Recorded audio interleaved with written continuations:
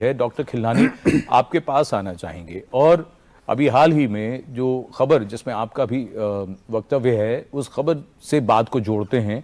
और बात यह है कि पिछले दिनों में जिस तरीके से फ्लू हो रहा है, लोगों को जुकाम और इतनी खांसी चल रही है कि पूछिए मत, तो क्या बहुत से लोगों के मन में यह प्रश्न आता है कि बार बार मैं बीमार पड़ जाता हूं। कुछ लोगों को तो कोविड भी हुआ और उसके बाद कुछ और भी हुआ, यानी बुखार उखार हो गया, और अभी हाल में पता चलता है कि परिवार में एक व्यक्ति बीमार हुआ, फिर एक एक करके सभी बीमार हो गए। तो ये क्या हमारी जो प्रतिरोधक क्षमता है उसमें कुछ बदलाव भी हुआ है क्या? संजीव, एक तो दिल्ली का तो बात करें या नॉर्थ इंडिया की बात करें, तो जब भी नवंबर दिसंबर में कोई खांसी होती है तो सब कहते हैं प्रदूषण से हुआ जी, पॉल्यूशन बहुत है, ट्रैफिक बहुत है, वगैरह वगैरह। लेकिन ये जो पिछले 2 महीने में हो रहा है, वो हम देख रहे हैं कि जैसे एक को हल्का फुल्का बुखार हुआ, उसके बाद खांसी हुई, और खांसी ऐसी होती है कि 3-3 रात आदमी सो नहीं पाते, किसी को वीजिंग भी होती है, और 1-1 महीना 1.5 महीना चल रही है। उसके अलावा जब एक को होता है तो वो घर में बहुत सारे लोगों को वही जो है ना, किसी को बुखार होता है, किसी को खांसी होती है, किसी को वीजिंग होती है। तो ये जब इन्वेस्टिगेशन किए गए और पाया गया तो ये ज्यादातर इन्फेक्शन जो है ना फ्लू के थे। कुछ दूसरे वायरसेस के भी इन्फेक्शन है, लेकिन फ्लू जो है ना वो मेन हुआ। अब ये प्रश्न ये है कि फ्लू तो हर साल होता है, लेकिन इस बार क्यों हुआ इतना ज्यादा? क्या हमारी इम्यूनिटी में कुछ फर्क आ गया? हमारी इम्यूनिटी में इन जनरल कोई फर्क नहीं आया, लेकिन क्या हुआ कि पिछले 3 साल में जब कोविड हुआ तो उस दौरान आइसोलेशन बहुत था, मास्क बहुत था, और लोग बाहर नहीं जा रहे थे, गैदरिंग्स नहीं हो रही थी। तो जो फ्लू की जो एंटीबॉडीज होती हैं, जो कि फ्लू इन्फेक्शन से बनती हैं और वैक्सीनेशन से बनती हैं, वो हर साल उसमें डिक्लाइन होता है। तो हमारी इम्यूनिटी ऐसे बनती है कि बार बार कभी इन्फेक्शन हो जाते हैं या हम लोग वैक्सीनेशन लेते हैं तो उससे एंटीबॉडीज बनती रहती हैं। ये हमारी सोच है कि पिछले 3 साल में क्योंकि हम फ्लू से बचे रहे, क्योंकि कोविड की वजह से हम लोग आइसोलेट कर रहे थे और मास्क पहन रहे थे, तो फ्लू बहुत कम हुआ। और इसके बाद जब ये सब कुछ खुला है, लोग गैदरिंग में गए हैं, सब मिलने लगे हैं, तो ये फ्लू वायरस वापस आया। ये मैं ऐसे ही नहीं बोल रहा हूँ, इसका प्रमाण है हमारे पास। एक journal of American medical association में एक 24 फरवरी को ही एक रिसर्च पेपर आया, उसमें उन्होंने देखा कि इस बार जो 2022 में जो फ्लू का जो ट्रांसमिशन हुआ हाउस होल्ड में, मतलब घर मेंबर्स में, वो 50% था एज कंपेयर टू द 20% 2017-18 में। इसका मतलब ये है कि इस समय जो ट्रांसमिशन है फ्लू का वो करीब करीब 2.5 गुना ज्यादा है। और इसके कारण यही है कि हमने जो कोविड की जो अप्रोप्रिएट बिहेवियर किया उससे फ्लू बहुत कम हुआ। अब हर ये जो फ्लू वायरस होता है, इसका एक कैरेक्टरिस्टिक होता है कि इसका एंटीजेनिक ड्रिफ्ट होता है, मतलब जो एंटीजेनिक जो प्रॉपर्टीज होती हैं वो बदलती रहती हैं, इसीलिए फ्लू का वैक्सीनेशन हर साल लगाया जाता है। तो ये सारे कारण हैं जिस वजह से ये खांसी वगैरह हुई है। और ये खांसी बहुत ऐसा नहीं है कि सबको माइल्ड इन्फेक्शन हो रहा है, जो बहुत एल्डरली है, 75-80 साल के हैं या जिनको कोमॉर्बिडिटीज है, वो हमारे आईसीयू में भी एडमिट हो रहे हैं और कुछ कैलेमिटीज भी हो रही हैं। तो इसलिए इसको दूसरा ये ना समझें कि हर फ्लू एक जैसा होता है। जैसे H1N1 स्वाइन फ्लू होता है, वो काफी लीथल होता है, काफी मोर्टेलिटी होती है। अभी जो हो रहा है वो H3N2 हो रहा है, और वो जनरली एक माइल्ड इलनेस होती है as far as the ICU या सीवियरिटी इज कंसर्न। लेकिन अदरवाइज ये खांसी वगैरह बहुत करता है, वीजिंग करता है, एस्थमा को एक्सेसरबेट करता है, आदमी 2-4 दिन के लिए जा नहीं सकता। इसलिए इसकी चिंता की बात नहीं है, लेकिन इसको समझने की जरूरत है। और दूसरा ये एक लास्ट में मैं ये बात कहूंगा कि बहुत लोग एंटीबायोटिक, जैसे ही बुखार हुआ या हल्की सी गला खराब हुआ, वो एंटीबायोटिक लेते हैं, खास करके एजिथ्रोमाइसिन, तो जैसे नलके में चल पड़ी है। ये इसका कोई फायदा नहीं होता है, एक फॉल्स सेंस ऑफ सिक्योरिटी देता है, और दूसरा है कि हम एंटीबायोटिक रेजिस्टेंस कम्युनिटी में डेवलप कर रहे हैं। तो इसलिए जरूरी है कि इसको समझा जाए। ये एंटीबायोटिक्स वाली बात जो आपने कही कि जो लोग ले रहे हैं वो भी बात जरा बाद में करेंगे। हमें एक ब्रेक लेना, लेकिन एक छोटी सी टिप्पणी डॉक्टर खिलनानी मैं चाहूंगा आप कर दें, फिर उसके बाद हम ब्रेक में जाएंगे।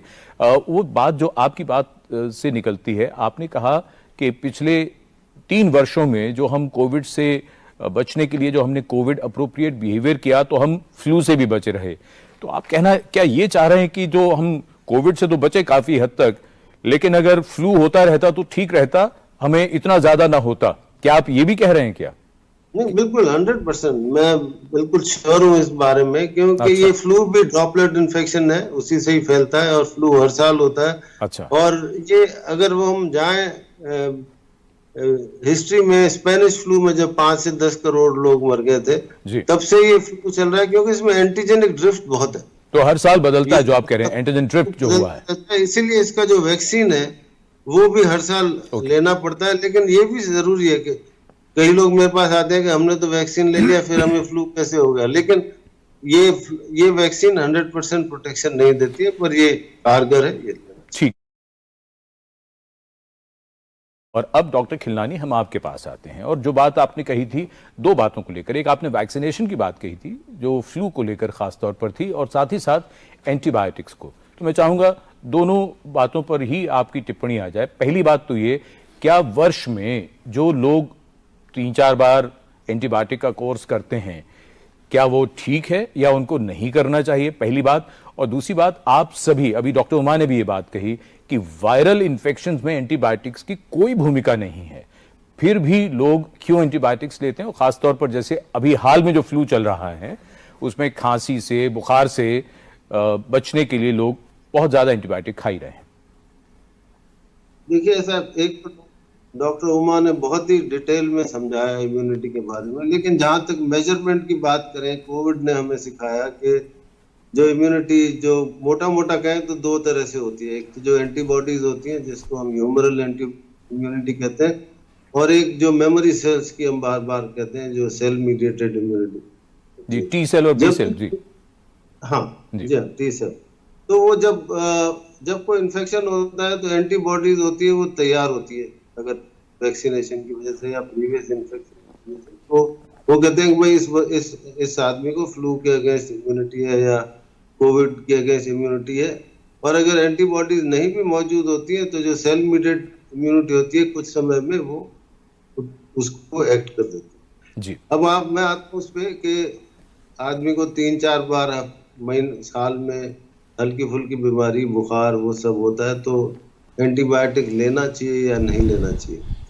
तो देखिए, एंटीबायोटिक जो होता है, एक जो अभी की बात करें, जो पिछले 2 महीने से जो चल रहा है, जो हम देख रहे हैं, मेरा, क्योंकि मैं पल्मोनोलॉजिस्ट हूँ और मेरे पास बहुत पेशेंट आते हैं, कई बार वो 3-3 कोर्सेज लेके एंटीबायोटिक मेरे पास आते हैं कि साहब खांसी तो ठीक नहीं हो रही, लेकिन मैं तो 3-4 कोर्स एंटीबायोटिक के ले चुका हूँ, फिर भी ठीक नहीं हो रही।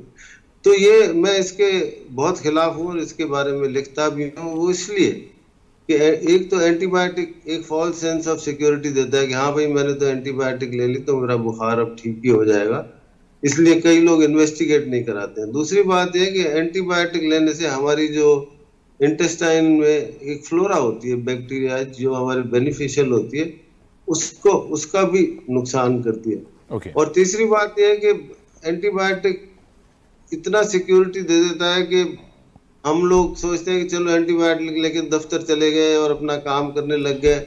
और दूसरा ये है कि एंटीबायोटिक रेजिस्टेंस जो है हमारे देश में, स्पेशली दूसरे यूरोपियन या अमेरिकन देशों के कंपैरिजन में, एक बहुत बड़ा मसला है। क्योंकि मैं आईसीयू में काम करता हूँ, हमारे आईसीयू में भी एंटीबायोटिक रेजिस्टेंस ऐसे आते हैं, दुनिया में की कोई एंटीबायोटिक काम नहीं करती। और जी बिल्कुल डॉक्टर खिलानी, माफ कीजिए आपके यहाँ रोक रहा हूँ, हमने 2 हफ्ते पहले विस्तार से एक कार्यक्रम एएमआर पर ही किया था, एंटोमाइक्रोबियल रेजिस्टेंस पे हमने कार्यक्रम किया था। जी बताइए प्लीज। तो मैं ज्यादा नहीं बोलूंगा, लेकिन वो एंटीबायोटिक रेजिस्टेंस की वजह से हमारी आईसीयू में बहुत डेथ्स भी होती है, और हमारे एंटीबायोटिक का जो टैप है वो ऑलमोस्ट खत्म होता जा रहा है। तो मेरी सलाह ये है कि अगर आपको गला खराब है, वायरल, जैसे सबको पता है वायरल इन्फेक्शन कैसा होता है, स्पेशली कोविड के बाद हल्का फुल्का बुखार है, तो आप एंटीबायोटिक लेने के बजाय कुछ चीजें करें। आप सिंपल खाना खाएं,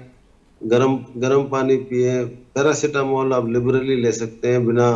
यहाँ पर मैं एक बात भी बताना चाहूंगा कि जी जो विकसित देश हैं वहां पर आप किसी तरह से भी एंटीबायोटिक ले नहीं सकते बाजार में जाके, कुछ भी कर लें जब तक डॉक्टर की सलाह ना हो। लेकिन अनफॉर्चुनेटली हमारे यहाँ ऐसा है नहीं, बिल्कुल। ओवर द काउंटर एंटीबायोटिक मिल जाती है, तो वो लेने से आप अपना नुकसान करें। एक दूसरी बात है जी कि अगर आपको बैक्टीरियल इन्फेक्शन है और आपने अपने मन से एंटीबायोटिक इनएप्रोप्रिएट ली, तो आप अपने लिए भी एक रेजिस्टेंस डेवलप कर। बिल्कुल ठीक कह रहे हैं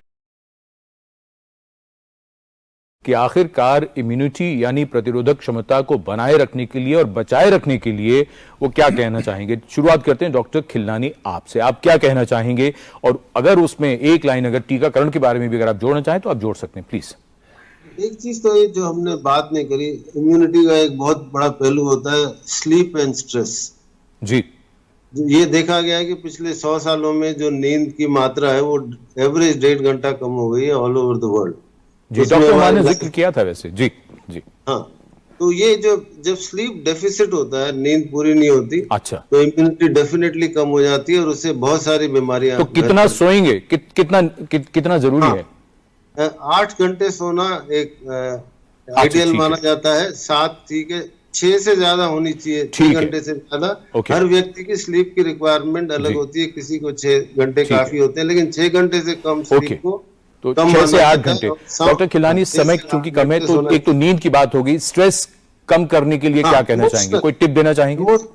इमोशनल स्ट्रेस जो है ना वो भी बड़ा इंपॉर्टेंट होता है, इम्यूनिटी उससे भी कम हो जाती है। ठीक। और इमोशनल स्ट्रेस को कम करने का सबसे इम्पोर्टेंट तरीका होता है एक्सरसाइज और योगा। ठीक है डॉक्टर।